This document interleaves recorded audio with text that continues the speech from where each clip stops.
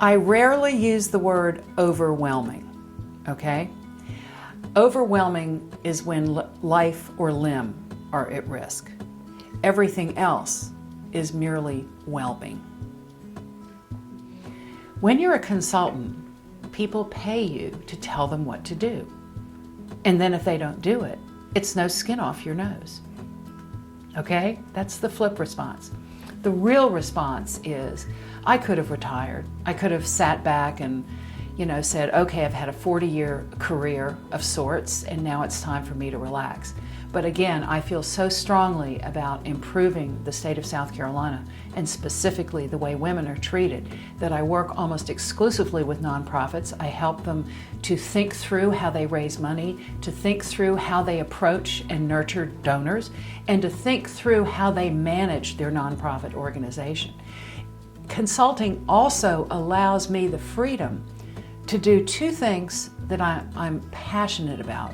One of which is serving on the Charleston County Housing Authority Board, where we provide public housing primarily to elderly and or disabled people, and we serve about 1,200 families with Section 8 vouchers. The thing I'm most excited about is a brand new nonprofit organization called the Women's Rights and Empowerment Network, or WREN. And this is a nonpartisan, statewide advocacy network.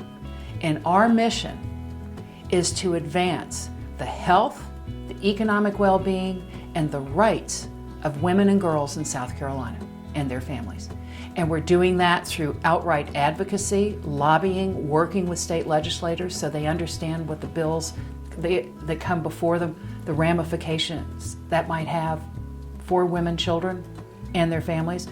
We educate people on a regular basis, and we empower. We have a network called Tell Them that's 20,000 people strong. It's all over social media. And what we're trying to do is grow a generation of women and girls to take on more leadership positions so that we can bring South Carolina back to the top of the things that are important. The bad stuff, we're in the top 5. The good stuff, we're in the bottom 10. We want to reverse that. So in high school, I made a point of seeking out leadership positions because I really wanted to hone those skills.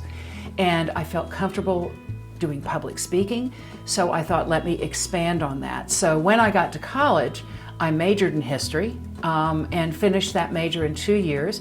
And then I got a second major in drama. And so when I got out, after 3 years, I had this great liberal arts education, but I didn't know how to do anything. So it took some real creativity, as I mentioned earlier, about trying to find a job. And I think the key for me was I was willing to do just about anything to get my foot in the door and to understand that the variety of things that you do during the course of your career actually end up as building blocks, so that by the time I'm here where I am now as a consultant, everything I've done prior to that has created my toolbox. My own leadership style has evolved over the years, and I think at this point, and I do serve in several leadership positions currently, I think the biggest lesson I've learned as a leader is how important it is to listen to what people are saying, and to be very aware of the folks who are introverts, who aren't necessarily comfortable speaking up about their concerns, and to value the introverts as much as you value the extroverts.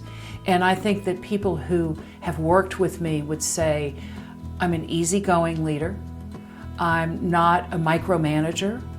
If you're doing a good job, you just go forth and do it. However, if something goes wrong, you need to tell me right away. I will take responsibility. Ultimately, the leader is at the top of the food chain. And I think it's important to support the people who work with you and to take the heat when the heat turns up.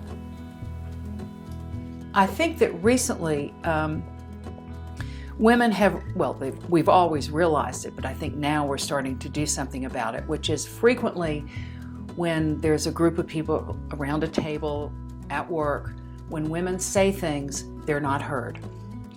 A man can say the same thing 5 minutes later and will get all the credit for it. So a lot of women are working together to overcome that by literally supporting each other. The other thing that I think is very important is to sit at the table. Too many times when particularly younger women go into a conference room situation, they're a part of the meeting, they don't necessarily sit at the table. Sit at the table. Make that point that you're not going to be sitting over to the side listening. You want to sit at the table so that you can also listen and then contribute to the conversation. But I think that's one of the biggest issues for women right now is men talking over them. Mansplaining. Mansplaining. We got to have women supporting each other to stop the mansplaining.